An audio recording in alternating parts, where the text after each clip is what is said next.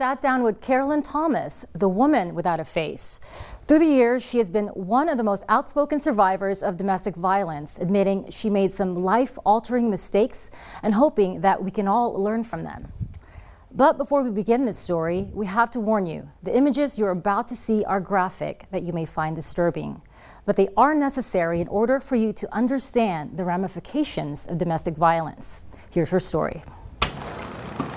Hi, how are you? This is Carolyn Thomas, known as the woman without a face. She shot to stardom when her story was featured on shows like Larry King and The Oprah Winfrey Show. She's a miracle. She shouldn't be alive after one of the most horrific domestic violence incidents imaginable. I couldn't believe I was alive. How is somebody alive with your right eye gone, your nose gone, your top lip gone, the whole left side of your face gone? This is what she's talking about. She lost 80% of her face and so much more. It's been 21 years since that fateful day when her abusive ex-boyfriend, Terrence Kelly, tried to kill her. Wake up 911. Oh, Lord, we need police about to shut off. 2003, December the 5th. It started an argument and a tussle that ended up in the closet, which is where I kept the .44 Magnum that he had. He got the gun. He shot my mom in the abdomen area. He drugged me into the living room and shot me in the face at point blank range. Well, next thing I know, when I wake up, I'm in the hospital in Temple, Texas. Domestic violence touched Carolyn's life early on. She saw her mother battle through an unhealthy relationship with her father. Screaming and yelling, maybe like pushing or shoving. It turned into a domestic violence relationship, and they ended up divorcing it when I was 5. Her adolescent years were kinder. Her outgoing spirit led her to become a high school track star, and her friends always knew her to be a cheerful person. That all changed in 1992 when Terrence came into her life. She recalls when her mother and grandmother first met him. My mom's impression of Terrence was that he was controlling, and my grandmother, she said he was crazy. I kind of thought to myself at 22, like, they don't have a clue of what they're talking about. I absolutely ignored him. There were signs everywhere. Terrence was constantly in trouble with the law. He sold drugs and was even an alleged suspect in a capital murder case. He was also terribly insecure. He was just jealous all the way around. Jealous of me talking to his friends, jealous of me talking to my male cousins. He was just jealous, period. It started with just a slap. Eventually, years of turmoil and violence would follow. Most of the time, he would apologize after the abuse. Most women of abuse, we already know how that goes, you know. Most of the time, they do it again. And yet, she wouldn't leave him. I had grew to love him, and I thought that, you know, I could change him. I learned later on down the road that you can't change anyone but yourself. She learned that lesson too late. Not only did she lose her face, she lost her mother. Janice Reeves did not survive the gunshot. Walk me back through all those emotions when you found out that she didn't make it. Finding out that she didn't make it was like one of the hardest things to hear. Just imagine trying to cry, but you can't because your jaws are wired. When people cry, we open our mouths, we cry out, we yell out, and just imagine not being able to do that and having to do that with your jaws wired. It was awful. Sorry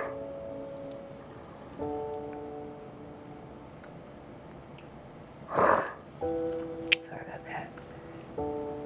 It's okay. A key part of her struggle is the guilt. I dealt with that fact that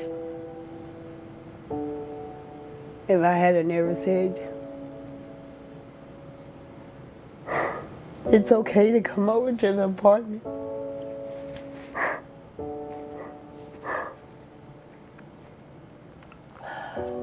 that was guilt for years and years and years.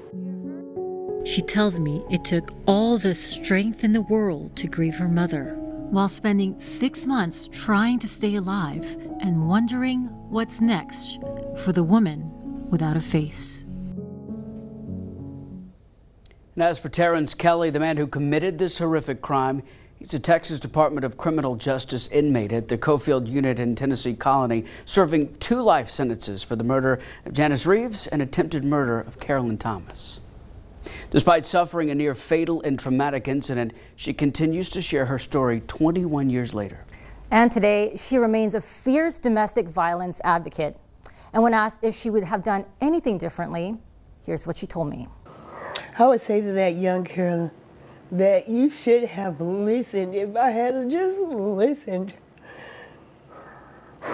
to my mom, to my grandmother, if I had just listened, I wouldn't be here telling this story now.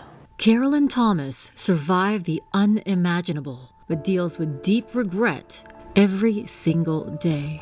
21 years after surviving the most horrific domestic violence experience imaginable, she eclipses the regret with steadfast courage. She's now a fierce advocate for women who could be headed down the same path she was on. I knew I was left to, I'm so sorry, to save lives. And so that's been my mission ever since. She's learned to channel all that pain and anguish using her deeply personal experience for a greater good.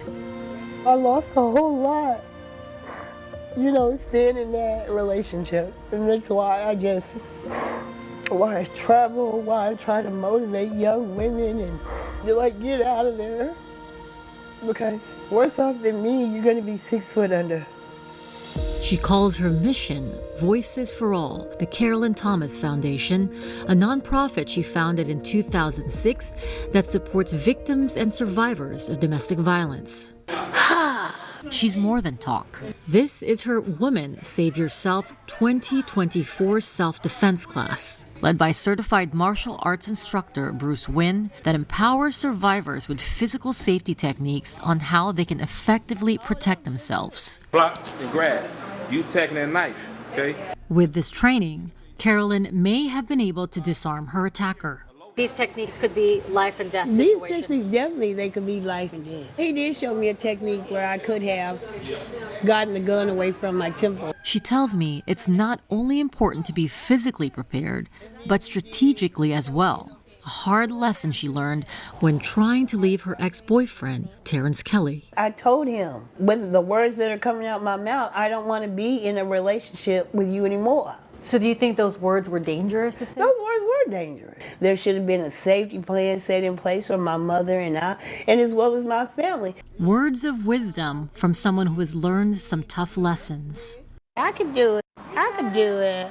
This is Princess Carly. She's an emotional support dog. But being physically prepared is only one part of the healing process for Carolyn. Part of her struggle over the years has been with anxiety and depression. It was a rough road, finding out who I am again. I'll never go back to the Carolyn that I was before I got shot.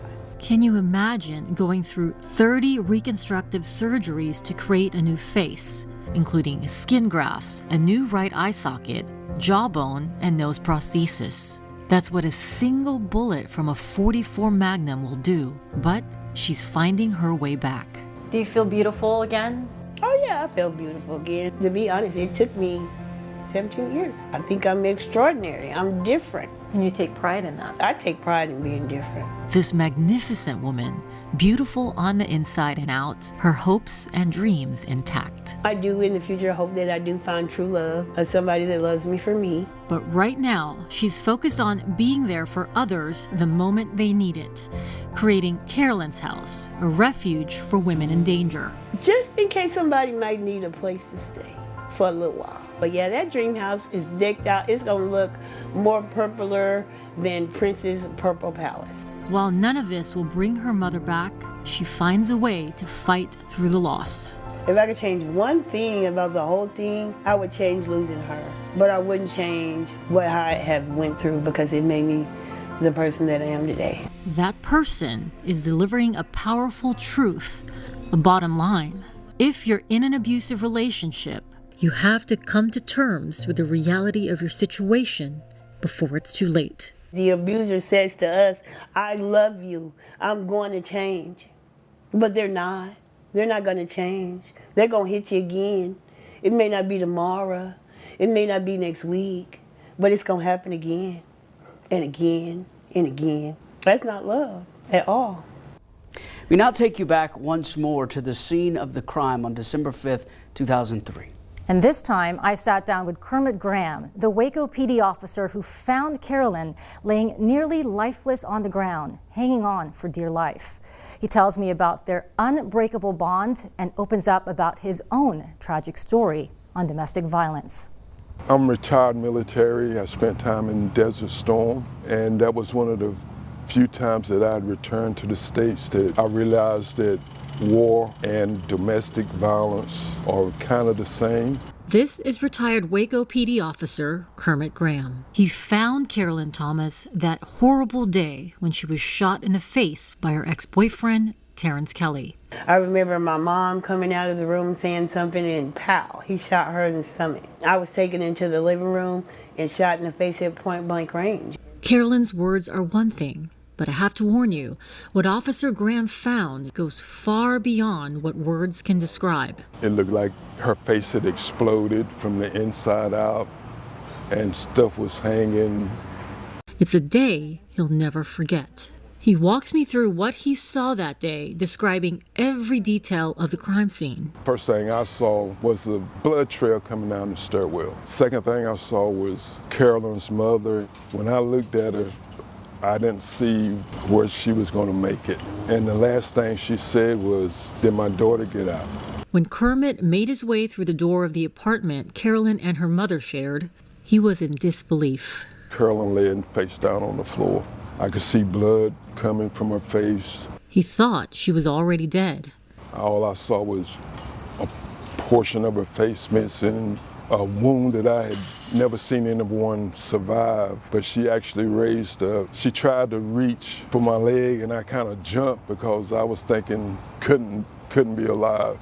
But this is the very moment we discover Carolyn's incredible strength and resilience, fighting through the destructive force of a .44 Magnum at point-blank range. And there was a coffee table with a vase of flowers on it, and I remember seeing what looked to me to be someone's nostril next to the bedroom that I just searched. It looked like teeth. More than 2 decades later, Kermit and Carolyn have remained friends. He's in awe of all the advocacy work she's done to prevent others from falling victim to domestic violence. I think it's outstanding military term. Like here at the 35th Annual Texas Crime Stoppers Conference in Waco. Then I had those young ladies that said, you know, just because that happened to you doesn't mean it's going to happen to me. And those are the ladies, those are the group of ladies and young women that we've got to reach out to. As she continues to share her story, chillingly, their connection goes far deeper than officer and survivor. Graham is dealing with a deep sadness as well. Is there a special bond there between the two of you? The special bond is in 2010 my son was killed. Domestic violence affects both women and men. Ashley Gerard Graham, Kermit's son, was only 28 years old, shot to death at the hands of his ex-girlfriend's new lover. And much like Carolyn, he can't help but look at himself as part of the blame. I blame myself. As a parent, I felt like I did something wrong. Why do you think that you blamed yourself? I didn't want to get involved. Instead of telling him what I thought, I accepted the fact that he was a grown man. If you had to go back again, would you have spoken up? Yes, I would have. And now, just like Carolyn, he does the work of sharing his story in hopes that it'll resonate and reach those who need it most. The signs are there. It starts out most of the time arguing, then grabbing, then slapping. You have to be willing to accept the help. Humble yourself. Let's go down to the counselor. Let's go down to the shelter and talk to somebody. Despite years of counseling for both Kermit and Carolyn, the scars of losing their loved ones will never fade. Their hope now is to share their stories, honestly, preventing future tragedies. Sometimes the choices that we make in life are not the right choices. The best thing we can do is to figure out how to correct it and how we can help others not make the same mistake that we made. And taking it one day at a time as they cope with their own heartbreak the best way they can. He's with my father and my grandfather, my grandmothers. He's in good hands. I'll see him again. And we're gonna keep going until that time. Domestic violence can tear families apart, and we can all do our part to break that cycle.